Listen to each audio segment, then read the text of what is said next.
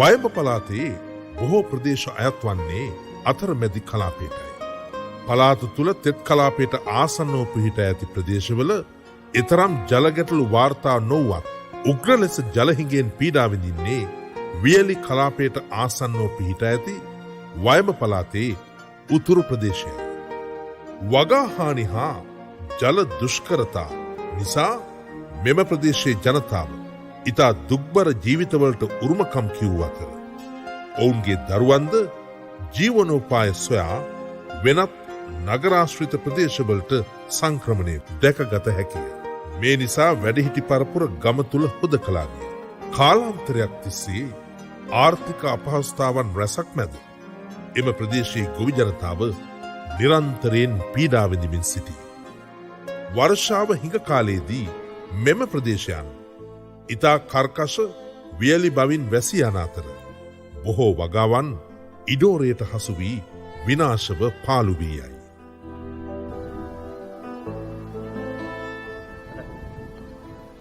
මේ පාළු කල්ල වැවේ වතුර දැන් හිඳිලා තියෙන්නේ. මේකේ දැන් කර්ණ 5ක් විතරම වර්ෂාව නැහැ මේ පළාතට මේ පැත්තට. ඒ නිසා වැවේ වතුර නැහැ. වැහි වතුරෙන් තමයි වැව පිරෙන්නේ. ඒ නිසා මේ ගම් වල පූජ්‍යලියෝ දැන් ගොවිතැන් කරගන්න විදියක් නැහැ. පානීය ජලය සැමට පොදු ගැටලුවක් බවට පත්වෙන අතර ප්‍රදේශීය ජනතාවට බීමට ජලය සොයන්නට දැඩි වෙහෙසක් දරන්නට සිදුවේ. වියලි කාලයේදී ගෘහස්ත පරිභෝජනයට පවා ජලය හිඟවන අතර මෙම තත්ත්වය සමස්ත ජන ජීවිතයම ආපසු හරවයි.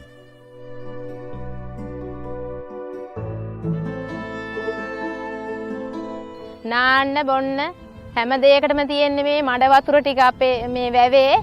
ඉතින් අපිට හරිම ප්‍රශ්නය තමයි මේ වතුර ප්‍රශ්නය. ගව් ගානක් දුර ගෙවාගෙන තමයි වතුර බොන්න ගේන්න යන්නේ. මේ අහිංසක ජනතාවට බොහෝ දුරුකතර ගෙවා පානීය ජලය සොයා යාමට සිදු වුණා. පානීය ජල ගැටලුව හා බැඳුණු වකුගඩු රෝගයේද ප්‍රදේශයෙන් බහුලවම වාර්තා වන අතර පාසල් දරුවන්ගේ අධ්‍යාපනික කටයුතුද මෙම උග්‍ර ජලය හිඟේ නිසා විවිධ පීඩාවන්ට ලක්වමින් බාධා කරගත් අවස්ථා එමටයි. මගේ නම සජානි. මගේ පාසල වන්නේ හැටුව බණ්ඩාරනායක නවෝදය විද්‍යාලය. මම උසස් පෙළ විභාගයට පෙනී සිටින බලාපොරොත්තුවෙන් සිටින්නේ. නමුත් මේ ජලය නැමැතිකම හේතුවෙන් අපි ගොඩාක් දුක් පීඩාකාරී තත්ත්වයන් වලට මුහුණ දෙනවා. අපි අධ්‍යාපන කටයුතු වලට වඩා හුඟක් වෙලා වැය කරන්නේ මෙම ජලය රැගෙන ඒම සඳහාය. ඒ සඳහා අපි කිලෝමීටර් ගණන් දුර ගණන් පයින්ම ඇවිදිනවා. ඒ හින්දා අපේ අධ්‍යාපන කටයුතු වලටද බොහෝ බාධාකාරී තත්ත්වයන් පැමිණලා තියෙනවා. මේ තියෙන්නේ අපිරිසිදු ජලය. මෙම ජලය පානය කිරීමට ඇත්තටම භයානක තත්ත්වයක් උදා වෙලා තියෙනවා. ඒ මේ ප්‍රදේශයේ වකුගඩු රෝගීන් බොහෝ සෙයින් සිටින නිසා.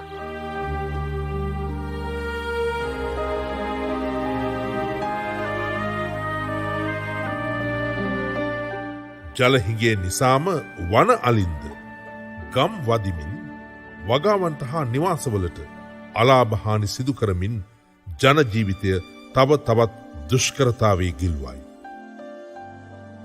අපිට ජීවත් වෙන්න බෑ මේ අලි ප්‍රශ්නේ හින්දා.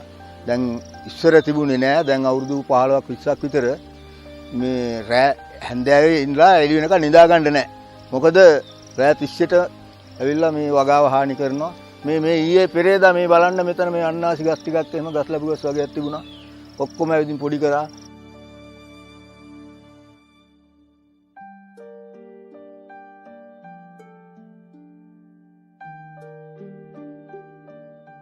මේ වෙනේට වල්ලලි මේ ගැවසෙන්නේ මේ අතරගල්ල පාලු කඩවල නාකුල ගණේ කියන මේ ප්‍රදේශවල තමයි වල්ලලි ගැවසෙන්නේ. ඉතින් ජනතාවට ලොකු අවහිරතාවයකට පත් වෙලා ඉන්නවා. මහා කැලෑවල ඉන්නලු ටික මේ ගම් මට්ටමින් අපේ ගෙවල් වලට ඇවිල්ලා විනාශ කරලා දමනවා.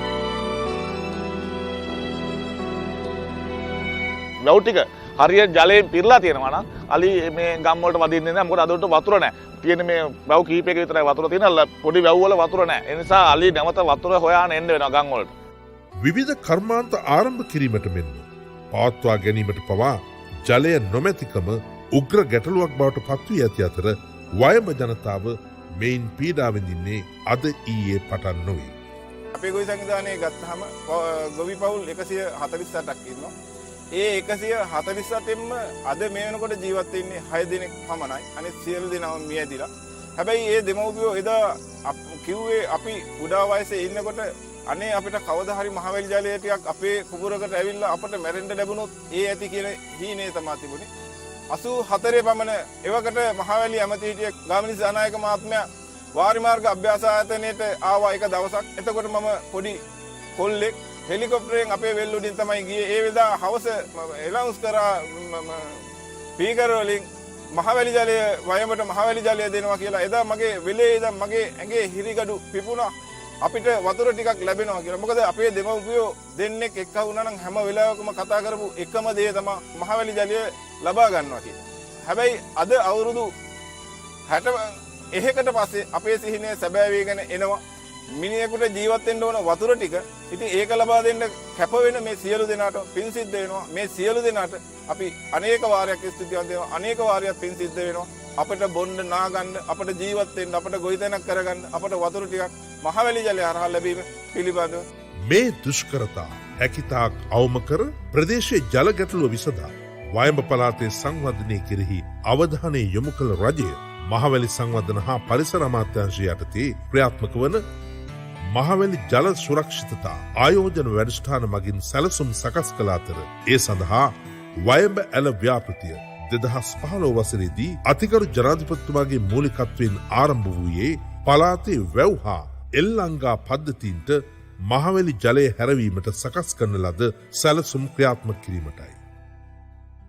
මහවැලි ජල සුරක්ෂිතතා ආයෝජන වැඩසටහන මහවැලි සංවර්ධන හා පරිසර අමාත්‍යාංශයෙන් දියත් කරන දෑවැන්ත ව්‍යාපෘතියක්. මෙම ව්‍යාපෘතිය වසර 2015 දී ආරම්භ කරන ලද අතර 2024 දී මෙහි පළවෙනි පියවර නිම කිරීමට සැලසුම් කර තියෙනවා.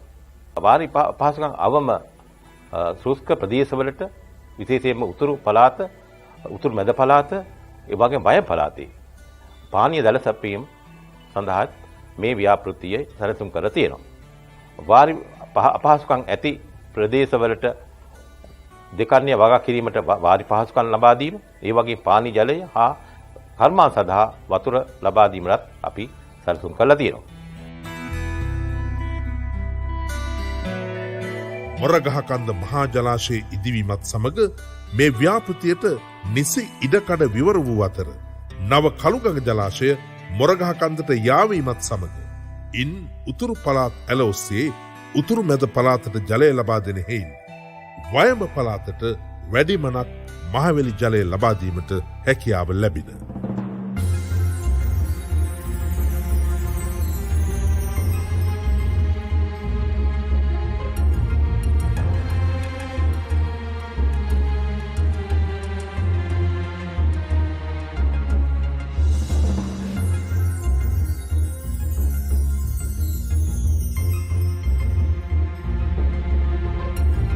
ව්‍යාපෘති සැලසුමට අනුව නාලන්දා ජලාශයෙන් හා බෝවතැන්න ජලාශයෙන් රැගෙනයන ජලය වෑ මැදිල්ල ජලාශයට හා ඒ ආශ්‍රිත ඇල මාර්ගද දේවහුව පෝෂක ඇල මාර්ගයද ඔස්සේ අලුතින් ඉදිවන මහා කිතුල ජලාශය දක්වා ගෙනයනු ඇත.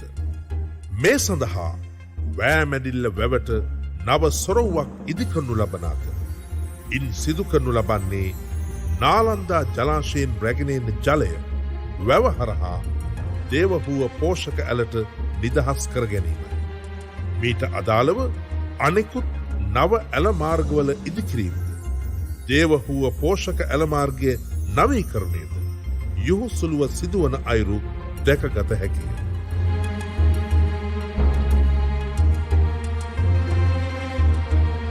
මහා කිරුළ ජලාශයද සම්පූර්ණයෙන් නවීකරණය කර මහකිතුල හරහා එයටද ජලය රැගෙන එනු ලබයි.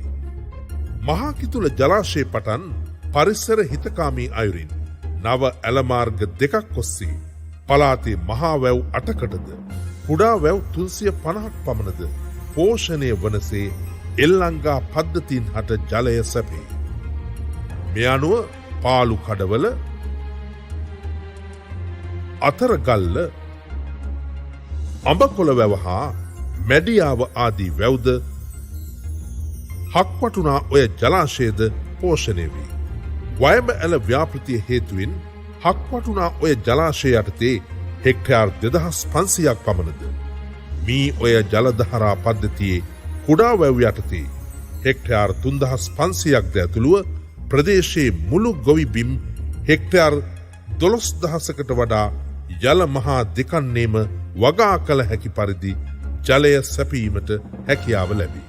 ව්‍යාපෘතිය හේතුවෙන් උග්‍ර පානීය ජල ගැටලුවද අවම කරගත හැකි අතර ශුෂ්ක පරිසරය හරිත පරිසරයකට හැරවීමට හැකියාව ලැබෙන අතර යල මහා දෙකන්නේම වගා කළ හැකි ගොවිතැන් රටාවක්ද නිර්මාණය කරගත හැකිය.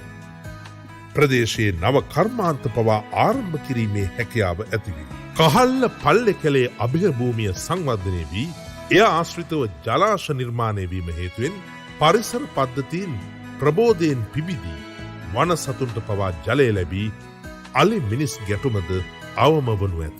වයඹ පළාතේ සංවර්ධනයට ඍජුවම දායක වන වයඹෑල ව්‍යාපෘතියේ මෙහෙයුම් කටයුතු සඳහා වෙනම ව්‍යාපෘති කාර්යාලයක්ද ස්ථාපනය කර ඇත. එය හරහා ව්‍යාපෘති කටයුතු මෙහෙයුම සිදු කරනු ලබන්නේ බලපෑමට ලක්වන ජනතාවටද අවශ්‍ය සමාජ ආරක්ෂණය ලබා දෙමිනි. නිසි පරිසර කළමනාකරන සැලසුම් වලට අනුකූලව නව වනවගා වැඩස්ථාන පවා සැලසුම් කරමින් වයඹ ඇල ව්‍යාපෘතිය දැන් ක්‍රියාවට නංවයි. මේ මහා වාරි සංවර්ධන ව්‍යාපෘතිය හේතුවෙන් මෙතෙක් සිහිනයක්ව තිබූ මහවැලි ජලය වයඹට හැරවීම යථාර්ථයක් වන අතර එමගින් දසදහස් ගණනක් වයඹ ගොවිබිම් නව ජීවයකින් පිබිදී මුළු මහත් රටටම බත සැපිය හැකි නව උදාවක් වයඹ පළාතෙන් ඇරඹෙනු ඇත. මහවැලි රන්දියවරින් පිබිදෙන වයඹ සරුබිම නීල හරිත ගොවිබිම් යායක් බවට පරිවර්තනය වීමත් සමග ස්වයංපෝෂිත ආර්ථිකයට එමගින් නව පිබිදීමක් උදාවනු ඇත.